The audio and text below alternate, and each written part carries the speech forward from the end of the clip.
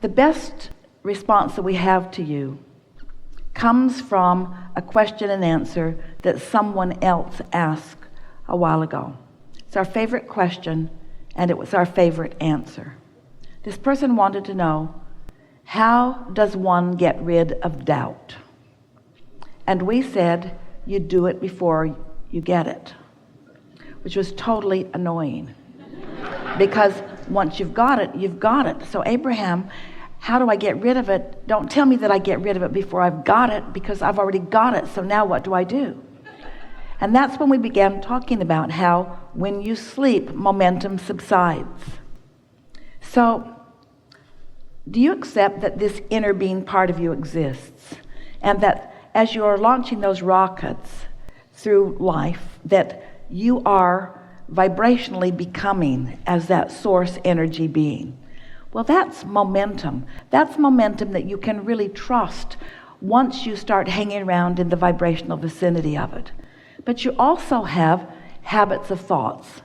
When you think a thought, that thought offers a vibration, and other thoughts like it come to it. In 17 seconds, there is an actualization of a thought. In other words, that's all it takes, just 17 seconds before a thought becomes strong enough with enough momentum that it attracts other vibrations to it. So another 17 seconds, more momentum, another 17 seconds, more momentum. And when you cross the 68-second mark, there's momentum, and we would call that the hook. There's enough momentum there that who you are is challenged. Now, it doesn't seem like all that you are from all eternity should be challenged by a 68-second gossiping conversation. But when you focus upon it, this day and that day and that day and that day and that day, without even knowing it, you develop these patterns of vibration that are very easy for you to pick up on again and again and again. A belief is just a thought that you keep thinking. A belief is just a pattern or a habit of thought. So the simple fact of the matter is, you have beliefs within you that serve you, and you have beliefs within you that don't serve you. And every now and again, you'll get hooked. But what if you were getting hooked so that you could work the bugs out of something that doesn't serve you? What if this negative feeling that you have, what if it's not you doing something wrong? What if it's you answering another request that you've got to work all the bugs out of who you are and really become who you are? Mm-hmm. What if you're wanting to put yourself in a conscious place where you are realizing that you are an uplifter, not a detractor, and that you want to be of value, not of disvalue? What if you want to praise rather than criticize? And so what if you've still got, and everyone does, have some pieces of resistance? What if this is your opportunity to come to an even stronger feeling about it and decision about it? So now, when you go to bed after that happened that day, say to yourself, while I sleep tonight, all momentum is going to subside, and it is not necessary for me to carry forth from this moment forward, from this night's sleep forward, vibrational patterns that don't serve me. And tomorrow, if there are some, I want to be aware of them. And that's what your negative emotion shows you. It shows you the patterns of resistance that do not serve you. Don't you want to be aware of those? Mm-hmm. You've got sensors in your fingertips and the stove is hot, and you don't say, I'm going to ignore my sensors. Just think it's weak and unnecessary to have sensors in my fingers. I'm just going to lay on this hot stove. You don't do that, because you know if you do, it's going to get worse. Worse and worse and worse and worse. The longer you keep active within yourself something that is in opposition to who you really are, the more you're going to attract it. But a better way of saying it is the more momentum is going to happen. And the more momentum that happens, then the greater that momentum has, is a greater challenge to your alignment. And so, yes, there are things that are interesting. There are things that are interesting that don't serve you in that sense. But you're at the point now that every time that happens, you feel it and you know it. And you know the disadvantage that you're offering to yourself and anyone else that you're playing with in that moment about it. And so sometimes Esther says, to herself on a regular basis, I'm becoming a vibrational snob. And it doesn't mean that she's not harboring negative emotion, and it doesn't mean that she can't get into a complaining session just like anyone else. But what it does mean is it feels awful to her when it happens. What it does mean is the path of least resistance is lighting up for her in a stronger and stronger way. And what she's deciding is it's perfectly appropriate for me to move in directions other than that sort of conversation. In other words, if that's what they're talking about every time we're together, then I'm going to go someplace else. Now, that's a little tricky, because when you make your decision to go someplace else, law of attraction will give you someplace else just like the place you just were. And so then you start thinking the world is crazy. Is everybody acting the same way? But in all of this, it's given you greater resolve, stronger determination, and more resources to begin focusing more upon the things that feel good to you.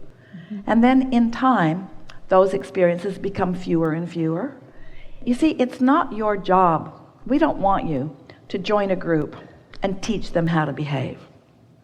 That's not what we're encouraging. But we don't want them to teach you how to behave either. And nobody's really doing that, because as someone said clearly today, I do create my own reality. But if you could take away from this conversation, the way most humans are creating their own reality is by observing, offering a vibration, and then attracting more, and then saying, see, it is true. Law of attraction will prove your opinions. That's why you're so sure you're right. Because law of attraction keeps proving your opinions. And so you might say to friends when they get there, oh, I'm getting hooked in to some old stuff that I used to do. And while I'll admit, girls, it is kind of fun to go down this path a little bit, I got to tell you, I felt better before we got there. Can we go back to before we were talking about this? Can we get to something that feels better? And little by little, you will wake up in the morning with less of what you had active yesterday active within you, until before you know it, you are new unto the universe, and the universe can show you, as it always is, who you really are. But who you really are and the evidence of who you really are is changing constantly, you see. When we talk about alignment, you like that? When we talk about allowing versus resistance, you get that. When we talk about alignment or misalignment, and of course it's a relational thing, because there's really strong alignment and there's really strong misalignment, and there's a lot in between. So you like those awarenesses of those. When we talk about momentum, when we talk about law of attraction, you like that? So when we talk about path of least resistance, that's really what we want you to focus upon. Because you're at the place where the path of least resistance is no longer ragging on something that doesn't feel good. That's a path of great resistance. That's a path of enormous resistance. So then you want to ask yourself, why do I do it? Why do I let myself get sucked into it? Or why do I even initiate it in some cases? Why do I do that? And the answer is because there is some residual momentum that makes it a logical thing.